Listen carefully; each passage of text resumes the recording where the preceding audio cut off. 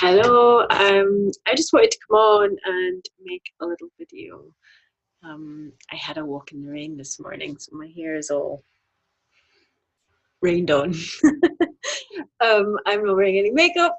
This is me as I come, and I'm gonna have a very this is me as I come kind of talk about a little bit more about my experience of hyperemesis, because I think it needs to be talked about, and I think people need to really wake up to what is really happening to women. So I am not going to sugarcoat this in any way at all. I am going to be brutally honest about my experience, and I'm going to warn you now, it's not going to be pretty, because it's not a pretty thing. So if you have a weak stomach or you don't really want to know that much about this, then click away now. If you are ready to hear this, then please stay here and listen. If you're going through hyperemesis and you come across this video, I am sending you so much love and strength and perseverance, because my goodness, we women who go through hyperemesis, we are warriors. We are warriors. It is so not easy, and I have so much love and empathy for women who manage to get through it. And I know some women don't. And I know some women have to terminate their pregnancies. And I completely understand why, because I had that thought going through my head on many occasions. I had the thought of, I can't do this. When you're going, when the only reason you're getting out of bed is to go and put your head in the toilet bowl. And it's not just for a day. It's not just like having a hangover for a day. It's months. The only reason you can get out of bed, sometimes not even get out of bed, is to go to the toilet and be sick. For months on end. And it's not just going to be sick. I couldn't keep any food down at all. So I couldn't actually hold any food in. I was pretty much vegan when I fell pregnant. And I couldn't keep any food down. And I certainly couldn't keep any food that I was used to eating down. I mainly lived on toast and breakfast cereal and anything that wasn't very acidic or anything that was bland enough that might stay in there for a little longer than 5 minutes. It was so bad, I was throwing up water. I couldn't even keep water down. And it's not just the actual going and being sick continuously, like 10, 20 to 30 times a day. It is the constant nausea as well. Constant nausea. Just never ending feeling of It's hard to even describe how horrible that experience was. And it lasts for months. And this whole time you are trying to, it's survival. You are trying to survive. You're trying to get through every single day. It took 19 weeks and a bag of my own vomit, my own blood in my vomit. I was being so sick so often. I was throwing up chunks of my own esophagus because there was so much acid coming up through me. It was bringing up chunks of my esophagus. I had to take a bag of my own sick to hospital with me to show them what was coming up. so that they would believe me and they would actually take notice of the fact that I was near death's door. And I was. I was really, really ill. 19 weeks of going through that pretty much on my own.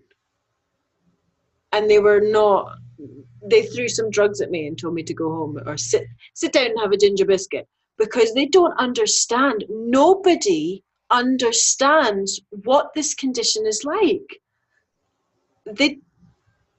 Unless you are going through it yourself, nobody understands how horrific it is to be going through hyperemesis. They can't connect with it.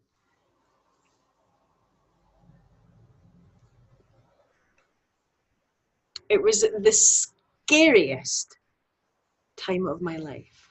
And even when they did finally admit me and say, yes, you have hyperemesis, which was just like, well, no shit, Sherlock. You know, it was like, well, thanks somebody for actually paying attention to it now. By that point, they didn't know what to do. They didn't know what to do with me, so they just gave me as many antiemetic drugs that they could possibly give me, which didn't do very much. It didn't stop the sickness. It didn't stop the nausea. It gave me other symptoms that were like restlessness and twitches and other added symptoms that briefly took my mind off the being sick for just a second.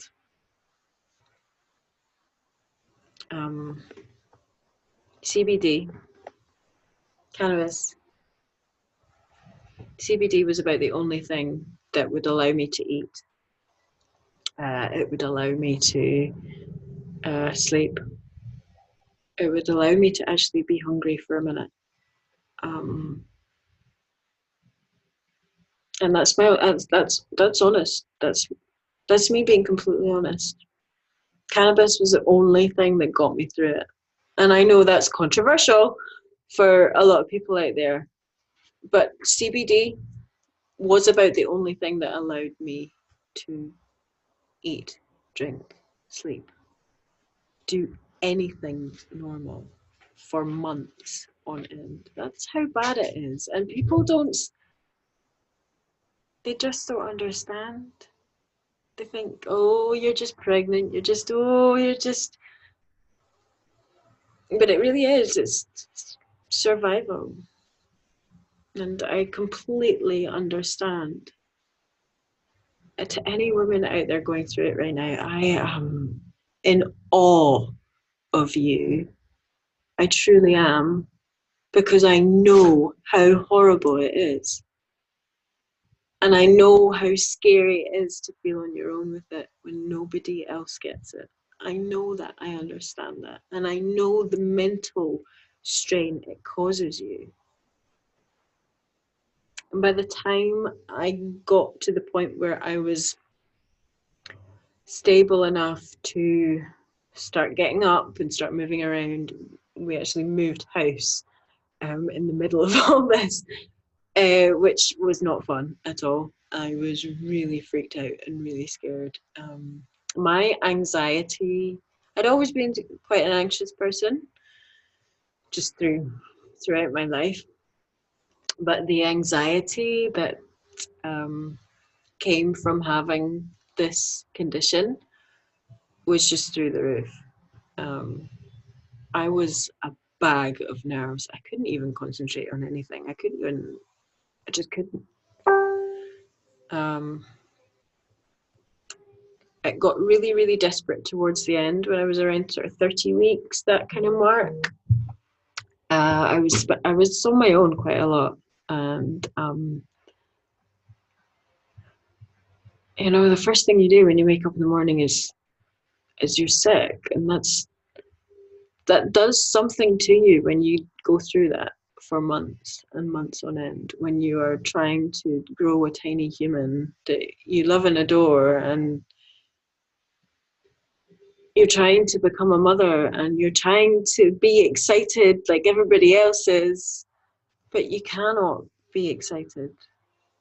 You just can't be excited because it's horrible. I remember my family being annoyed that I wasn't able to be excited. They would get irritated that I was unable to be excited about their grandchild. And it was like, I can't be excited about this. It's impossible to be excited about this when I am close to losing the plot and my health is absolutely down the pan.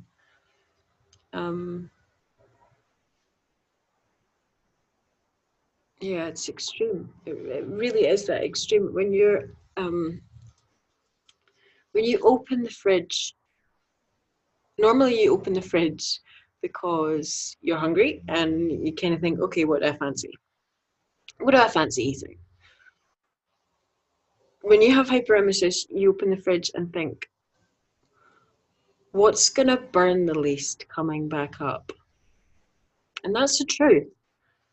What is going to burn the least when it comes back up? And that's true. I would go into supermarkets and freeze. I would be so scared about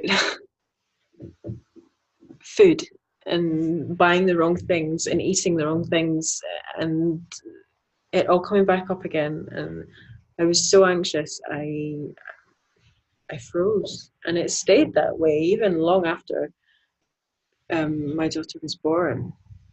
It stayed that way. I was just terrified of food. And I'll be honest, I would still have problems with food. I do. I still have problems with food. I still struggle with it. And my daughter is 2.5. So it's been a long time, and I still have issues with food. Um, that's how extreme this condition is. It stays with you. The mental trauma more than anything. I got desperate towards the end. I really became very desperate. I was never going to harm myself or harm my child, obviously, because I love her and I would do anything for her. And I did do everything for her, everything to get her here. But I got desperate, really, towards the end. I remember standing out my back door and looking up to the heavens and just, I broke. I just broke. I was so terrified and so done. Like 7 months of just feeling horrendous. So yeah, it took a lot to get through it. I was rushed to hospital to see they're called the crisis team here, the psychiatric team, who immediately just wanted to put me on antidepressants and Valium and whatever else they could get into me, which I was very reluctant to do. They just wanted to cover it all over with drugs, which was pretty much all anybody wanted to do the whole pregnancy.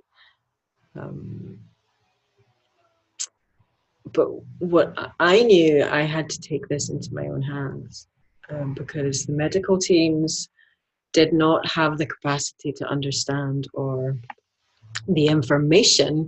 A lot of the time, I would go into the offices of doctors and psychiatric people and whoever else, and I would say I have hyperemesis, and they would say, "You have what?" Because that's how little known it is. Medical professionals are very ignorant, not through their own fault through the fact that this just isn't talked about. They just don't know about it. They don't know about it. They don't know how to handle it, and they don't know what causes it. They don't know how to fix it. So they do like they do with every other medical situation. They just throw drugs at it. This problem isn't just a physical problem. It's a physical, emotional, mental, every kind of problem out there. It affects everything. You lose yourself entirely. And you, I mean, you know you're going to lose yourself a bit when you become a mum. But you know, nothing could have prepared me for how much I lost myself with hyperemesis. And I know this seems like a doom and gloom and like really negative, and I'm quite passionate about it. And I'm sorry, but it is. And people need to understand how serious a problem it is, and how much torture women who have this condition go through.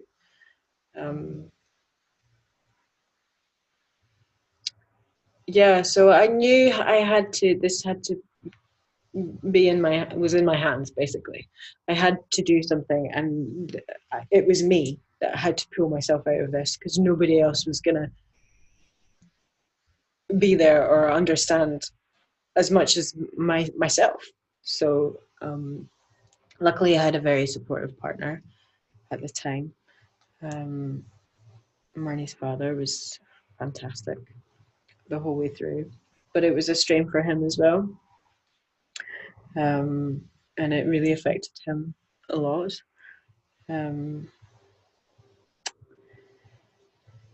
So it was really on me to get myself through this, through the end part of my pregnancy. And I had to do that I decided to do hypnobirthing. So I bought an online hypnobirthing course, and it was fantastic. It was really the one thing that got me through the end of my pregnancy, was having something positive to focus on, because when you get to the end of pregnancy, you realize it's going to have to come out. And when you're that freaked out, as freaked out as I was about the whole thing, the prospect of it coming out was, well, brilliant, but also really very scary. So hypnobirthing seemed like the right thing for me to do, and it really was. I'm really, really glad that I took that jump to do hypnobirthing. It was just something positive I could focus on for that time. The breathing and the relaxation and the releasing the fear was all really, really helpful. And that began to help me feel inspired to really, really have the birth that I wanted to have, or at least make the effort to have the birth that I really wanted to have. I also was in contact with a counsellor who had hyperemesis herself, which made a huge difference, because anybody else I would speak to, although I had some really wonderful friends who helped me through the end of my pregnancy, it's very, very hard to have people who know what it's like, or really understand what it's like. So those two things, the hypnobirthing and the counselling, which I both did off my own back, were the two things that really, really helped me through it. And just a drive to, I had to be okay. I had to be okay because I had this little human coming into the world, and I was everything to her. So I had to be okay. And that was really where my mindset was. I had to get through it, and I had to be okay. And that was my driving force, was to be okay for Martini's sake. I remember thinking towards the end of my pregnancy, I remember thinking to myself, I feel like I want to take my experience and help others. And I feel like I'm somebody who can do that. So this is kind of what led me on to discovering quantum healing. Quantum healing really helped me understand why this had happened, why I'd had to go through these experiences, and the strength that this experience brought to my life, the endurance that this had brought to my life, and the patience that this had brought to me, which are all things that you need when you're a parent. But these were really the lessons that had come out of this. And when I found quantum healing, I realized that there were bigger reasons as to why I had gone through hyperemesis, and it really gave me a much deeper understanding of why this had happened to me. So this is why I feel like I really want to take what has happened to me and help other women who go through this. So I became a quantum healer.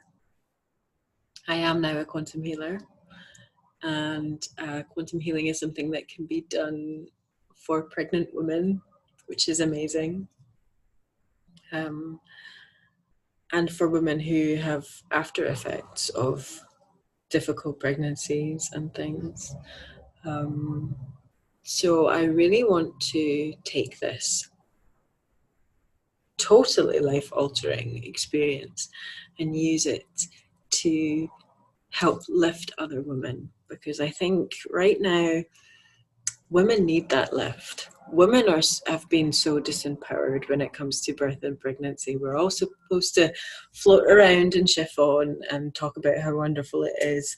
And really, for a lot of women, pregnancy is not wonderful. It really isn't. For a lot of women, pregnancy is awful.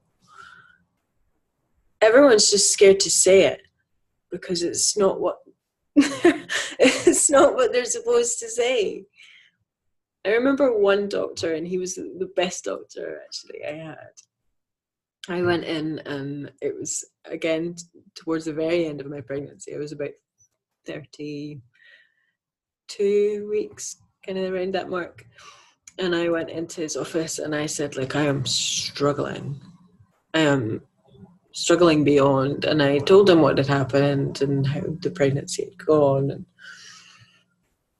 And he was really amazing. He just kind of looked at me and went, I can't believe you've been through what you've been through. But listen, how you're feeling right now is how the majority of women feel that walk through my door. It's just that most of them are far too scared to say it. And hearing him say that really helped me, actually. Because there is such a misconception about pregnancy. It's not all it's cracked up to be for a lot of people. For some, I will totally admit, for some it is fine and they breeze through it. But for a lot, I think they have a lot of pressure on them to be okay, to just be okay. And I felt that pressure to be okay. And I think that's a very common thing, but I want to be here for women who aren't okay, for mums who are scared and lonely and feel very isolated with hyperemesis, or any part of pregnancy, really. I would like to be somebody that people who are going through this could turn to. And I want to help them. So if you know anyone or you yourself are pregnant and are struggling or having issues with anything or hyperemesis, get in contact with me and I would love to be able to help you. You can go to my website, which is www.rafaelasoulsessions.com. I'm also on Facebook by the same name. I am on Instagram and here on YouTube, of course. You can have a look at my other videos. Yeah, if you want to get in touch, or then just let me know, and yeah, I would be happy to do a session for you. It really helped me understand why I went through that, and come to peace with it. I get quite passionate when I talk about it, but I really feel like I'm able to understand why this happened in my life, and it was quantum healing that helped me do that. So I feel like any woman that is struggling and you're interested in having a quantum healing session, then go for it, because it could really help you. And you can have these sessions during pregnancy. You can also have these sessions after pregnancy. New mums, I think these sessions for new mums would be so fantastic, because when you're a new mum and you're in that new mum thing of, oh my God, I'm a mum, and you have this tiny little human who dotes on you, you lose yourself a bit, well, completely, when you're a mum, and you have the post-traumatic stress of modern day birth to deal with as well. I just really feel like this kind of healing work could help a lot of women. So I am here saying, I can do this and I want to help you. So if you've seen this, then please get in touch with me and let's heal you. Thank you so much for watching. Bye.